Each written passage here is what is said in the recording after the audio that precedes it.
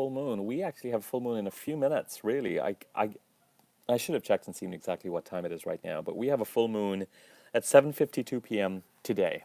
And I know it's not 7:52 p.m. yet, but it's going to be 7:52 p.m. pretty damn soon.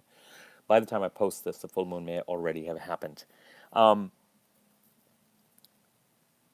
I have been a little out of pocket, but I am back now. I like my new haircut. Um, Three things about this full moon. Let's cover the full moonness of it, just so we know that and we have that as a reminder. Last 2 weeks, new moon 2 weeks ago, 14 days ago, heading towards this particular full moon, an acceleration of events. And around the full moon, the last 48 hours or so, 48 to 72 hours, but heading to this full moon, and especially the next 24 to 48 hours, but really heading to this full moon and maybe tomorrow, just see what is trying to come to culmination, completion. Things tend to reach some sort of a dramatic momentum, some sort of extra connection, what is coming to light, what is coming to the surface, what is creating a certain amount of emotional catharsis, sometimes negative and sometimes challenging, sometimes positive. Certainly on the positive side, offers being brought to you. There is projects coming to some sort of a completion. Are you being pushed into the limelight in some way? This could be true for some people.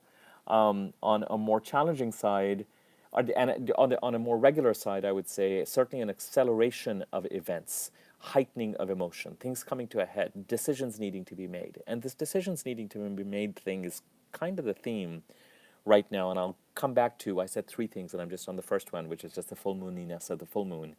But, over the next 24 to 48 hours also, just see if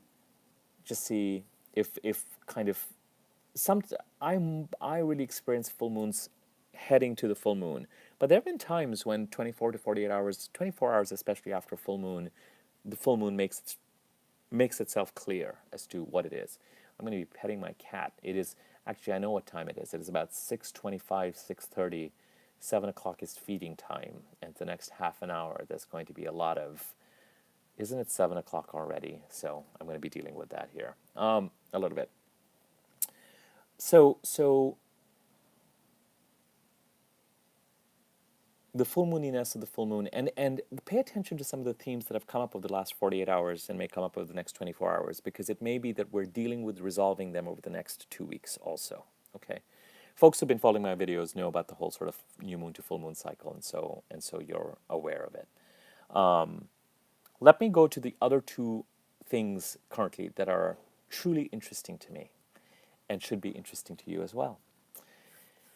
We're going to talk about my favorite topic, which is the eclipses. But actually, before I get into the eclipses, let's make this 3.5. Let me go with a half right now, which is, as you know, till relatively recently, till the end of August, a number of planets were retrograde. Mercury, Mars, Saturn, Pluto, Neptune, just a large number, but especially Mercury and Mars from a most immediate and interesting perspective. And the summer was a summer of suspension. It's as if we were making progress and wanting to make progress on things, especially as we head into April and May, and then all of a sudden, the analogy that I use is we were on top of the Ferris wheel, and the Ferris wheel just stopped and our legs were dangling, and we were impatient and we wanted more progress to be made, and we didn't really want to be revisiting decisions, or all of that seems to have happened for some sort of a reason, and I would pay attention to that narrative, because after August the 26th, but as I said, especially after September the 11th, but for the month of September, as the planets went direct, there was an abrupt shift in energy. We went from a space of suspension to, I wouldn't be surprised if at this point in time, we're kind of calling uncle a little bit by just saying, I almost miss when there was less forward movement. And I always warn, pay attention first and foremost to the distinction between what it's like to not have forward movement, like we did over the summer, and what it's like to have forward movement, like we've had for the past 2 weeks. It's almost like this hurtling, decisions have to be made. It's almost like we struggle to be part of either energy, just because I think it's sort of human nature to be not content with what's going on. So right now, certainly the pressure is on to move forward. And here's where items number 2 and 3 become interesting. Item number 2, we had a solar eclipse a partial solar eclipse in Cancer on July the 12th. I may be off by a day of this year. And I'm going to put a link to the July 12th eclipse at the end of this, so you can revisit that when you need to. As I've mentioned to you before, the July 12th solar eclipse in Cancer is the first of the eclipses on the Cancer-Capricorn axis that will really be active and present in 2019 and much of 2020. And so from July the 12th to about September the 12th is when whatever's coming from this first announcing eclipse thematically. I'm bringing up this right now to basically say pay attention to anything notable that occurred the week prior to September 11th and the week after September 11th. And this should still be fresh in your memory, September the 24th. So, September 18th, 19th, latest by around that time. So start the beginning of September if you want, and see if there's been anything notable. The July 12th eclipse, will bring, so some people are impacted by the eclipse right away. For some people, it's sort of a build. It certainly helps to know where the eclipse falls in your chart because it's announcing a new theme of changes and things that have to be contended with. So pay attention to what those might be. For some people, like if you have a Virgo ascendant from a Western perspective, it's going to be a positive, hopefully. It's going to be pulling you out of this kind of exile state into something new and positive. So pay attention to if there's been pulling you out of where you've been. And if that's the case, then pay attention to things like that. For other people, like with a Leo ascendant from a Western perspective, it could be that there are things that are darker that somehow need to be dealt with for some reason. So just, I need to bring it up because we're at that time where the eclipse may have happened on July the 12th, but I really looked to 2 months after that. I looked to both the July the 12th date and I looked to the September 12th date, and I'm saying a week before and a week after. I'm not saying give it more time than that to see if anything, what are some of the notable things that have happened over the past couple of weeks. Not only has there been forward movement, not only has Mars been going direct, not only is Mercury flying direct, all that kind of good stuff. But pay attention to if there's been anything notable that you want to just jot down or see which direction things are going, because it could be that develops in 2019 and 2020. That was item number 2. Item number 3, and this is really the most critical thing we're feeling right now. So even if the full moon is in Aries, it could be that we're feeling a lot that has to do with Aquarius eclipses that happened in 2017, 2018. Let me give you some dates. As I've mentioned to you before, eclipses happen in 2 ways. There are eclipses where we are meant to lean into something, become something, head in a certain direction, and there are eclipses where we have to release or leave something behind. Sometimes it's something physical or tangible, sometimes it's something psychological, an attachment to something that's sort of holding us back like a ton of bricks and is preventing the boat from moving forward. Sometimes it's something physical, a relationship, a job. Sometimes it is self-esteem issues, or sometimes it is a belief that is holding us back in some way. It's not always, it's a riddle. There's a riddle aspect to it. It's not always that clear cut. It's not always that, there's a puzzle to it sometimes. And it could be something that's practically the opposite of what you think it is, where you think, I have to release this particular object, and it's like, no. By the time the eclipse is done, you have to kind of release your belief system about this so that can either be transformed and allow you to move forward, or figure out whether it's actually something physical that needs to be released. Dates. Thematically, this has to do with the eclipses that were happening in Aquarius. June the 7th, I've given you these dates tons of times before, to August the 7th of 2017. And since February the 15th of this year, we had the last eclipse in Aquarius on July the 27th of this year. So things were accelerating May the 27th to July 27th. Mars came into Aquarius. And at the time of the eclipse, it was retrograde, which created this suspension. Mars came back into Aquarius on September 11th, and here we are. Whatever this thing is that needs to be released, and if you know where Aquarius falls in your chart, or where the eclipse falls in your chart, fell in your chart on July the 27th, so much the better. Now the pressure is on to release it. Now the pressure is on to think about what is it that needs to be released and to take active steps to do it. And now is when the resistance and everything has to be contended with. And the seeds you planted in April and May by taking certain actions or not taking certain actions or taking actions in a kludgy way, it's almost as if the universe itself will come around and be like, all right, decision time.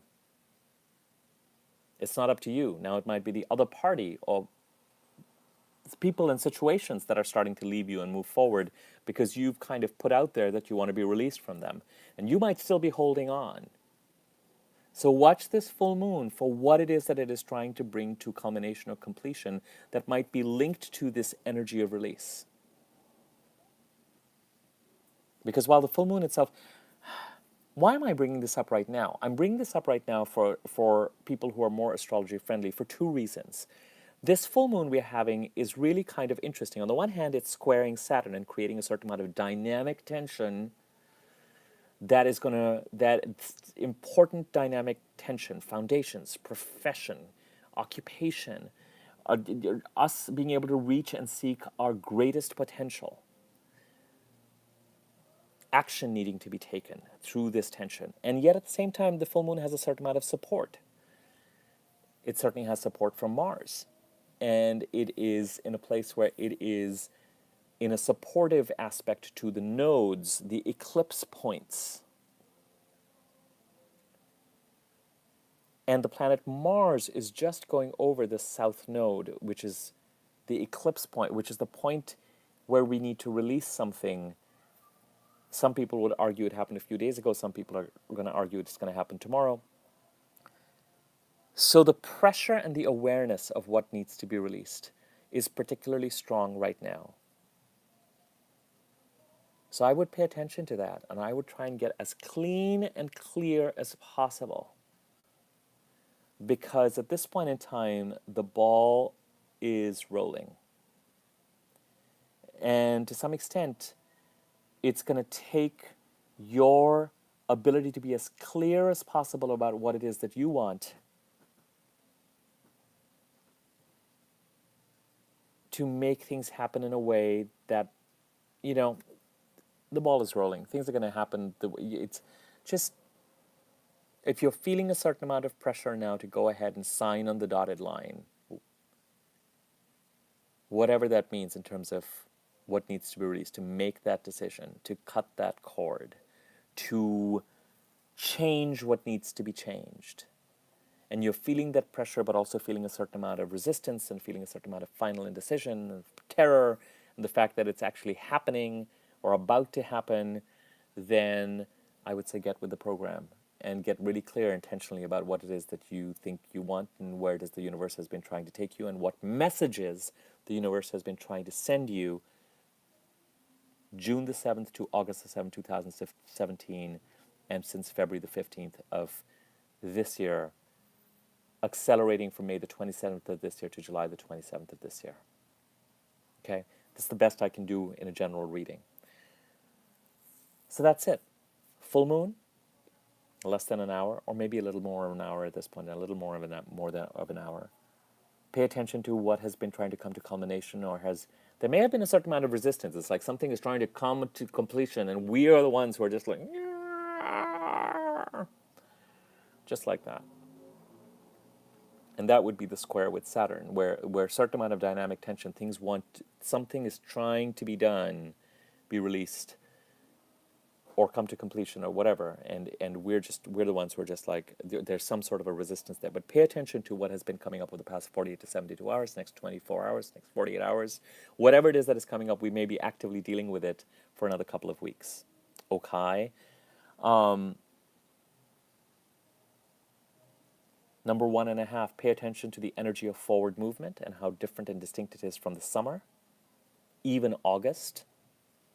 See how different things are since September. Now it's almost like a go, go, go, and we're just like, can everybody just calm down? I'm not ready to go this fast. Now it's like, especially September, and in fact, make progress. You don't have to. You don't have to. You don't have to get in everyone's chariot and get in everyone's way and start speeding at 200 miles an hour, but you can, at the same time, figure out what you need to do next and start to take those actions, even if you feel like they're a little bit slower than how and where everyone wants to go. Number two, the week before September 11th and the week after September 11th, see if there was anything notable that occurred that feels new or energetically different than anything. Pay attention to key events around that date and after, before and after that date. I'm not giving a huge window. Wow, it's getting darker and darker and darker, and I'm still talking to you. Because those would be directly related to the July 12th eclipse, 2 months after that, September the 12th. And whatever it is that this is bringing up is going to be thematically is going to be very present in 2009, even more present in 2019 and 2020. And finally, most critically, most importantly, June 7th to August 7th, 2017, February 15th of this year to July the 27th of this year, accelerating from May the 27th of this year, the eclipse of release. If there was something that was coming up as needing to be released or action needing to be taken April, May, June, July, but went into suspension since August the 26th, since September the 1st, certainly since September the 11th, the pressure is on. So make your peace with it as best you can and try and cooperate with the energy of release and forward movement so that you can move forward. As I said, what it is that needs to be released, each person is going to need to solve this for themselves. Lovely to be back in touch with you. I will go ahead and post this in a few minutes. Okay. I will put details and stuff down here if you want to get in touch with me, all that kind of stuff. And if you have not, feel free to subscribe to my channel on YouTube, like the video, share it, etc., etc., etc. Okay, I will be back in touch. Thanks.